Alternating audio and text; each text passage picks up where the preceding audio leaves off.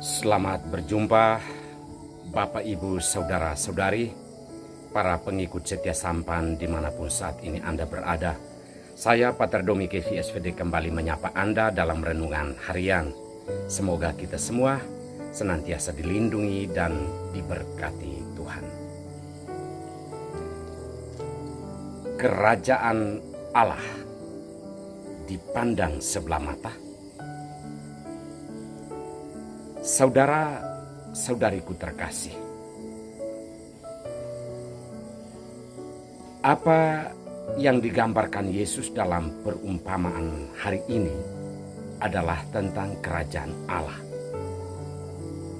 Namun gambaran Yesus tentang kerajaan Allah dalam perumpamaan hari ini itu seumpama biji sesawi dan juga ragi. Dua hal yang boleh dikatakan kecil, tidak punya daya saing dengan tumbuhan yang lain, tetapi bahwa kerajaan Allah itu digambarkan dengan biji sesawi dan ragi. Sebenarnya hal ini bukan mau menggambarkan bahwa kerajaan Allah itu dalam dirinya sendiri itu adalah sesuatu yang kecil. Tetapi daya pengaruh kerajaan Allah itulah yang sebenarnya tidak terjangkau oleh mata dan hati manusia.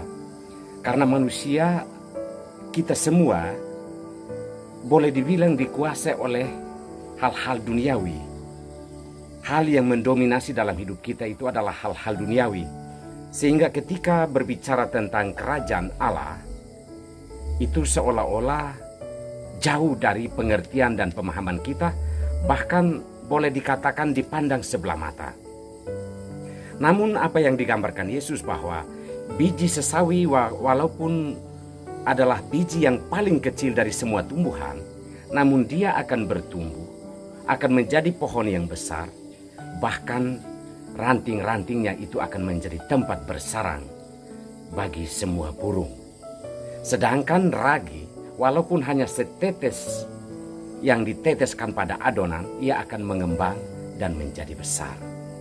Hal yang mau digambarkan Yesus sebenarnya bahwa walaupun sering dipandang sebelah mata atau tidak kelihatan dalam gegap gempitanya persaingan hidup di dunia ini, namun kerajaan Allah bergerak secara perlahan dan pasti dan punya daya tumbuh yang besar dan daya kembang dan pengaruh yang besar di dalam hidup.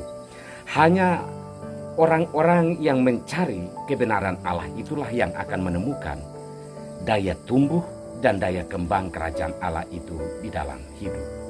Saudara-saudari terkasih, apa yang digambarkan Yesus tentang kerajaan Allah pertama-tama itu adalah gereja.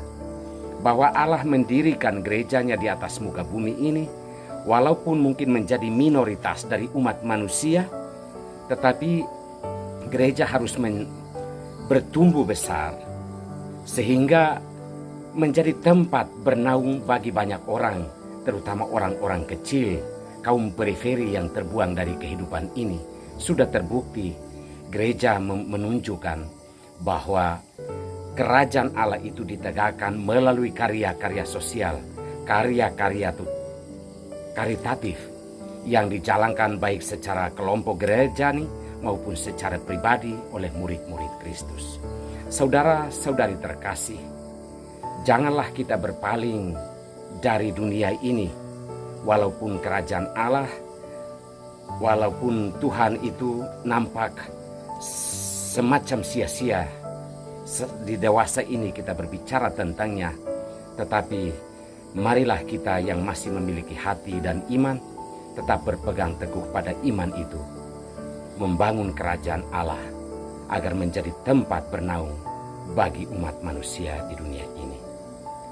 Terima kasih Tuhan untuk firman-Mu hari ini. Berkatilah kami semua, terutama berkatilah semua orang yang saat ini sedang memikul beban yang berat, baik penyakit maupun berbagai macam masalah yang dihadapi.